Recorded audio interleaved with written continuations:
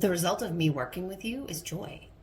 It makes me happy to look at my branding. It makes me happy to look at my logo. I'm happy when I see my name like that. Because, well, one, it reminds me that, like, this is bigger. Like, there's bigger out there. You said something about because now I can see it. Yeah. Yeah. I see it. I see it all laid out. All the pieces of me, right? Like, to that woman that I said the other day, like, oh, you're just multi-passionate like me. And we both got it from the same person on Instagram, right? But I was like, it just is, it's everything there, and it looks like it belongs together. It makes me happy to, like, hand out my business card, and I could care less about business cards, right? But I'm happy.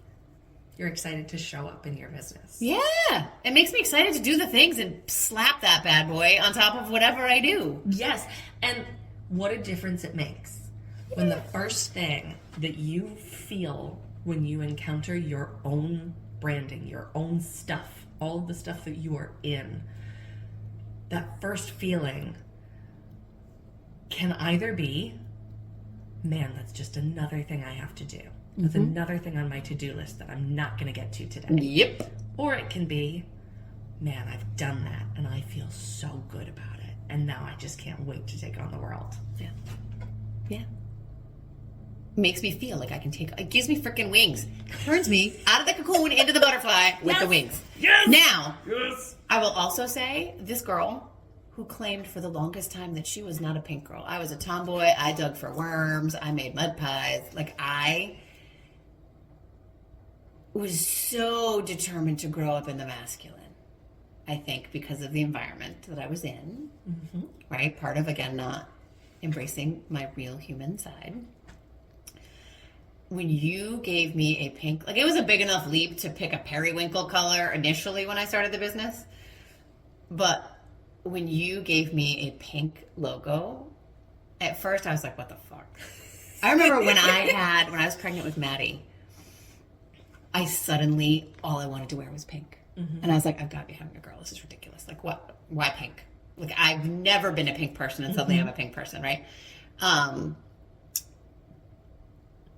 Yeah, it was me. And seeing it, I actually love that shade of pink. Like, I love bold, dark colors and not necessarily, like, soft pastel colors, but I love my brand color.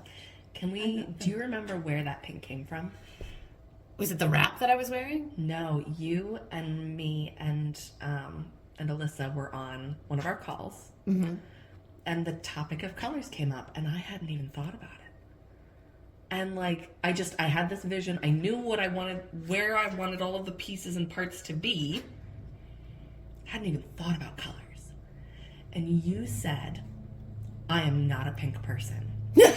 But my brain, you were telling me, my brain keeps showing me this, like, dusky rose pink. And so on that call, I shared my screen and we looked through some Google images and I was like, is this the pink? And you said no. Is this the pink? No. Is this the pink? Oh yeah.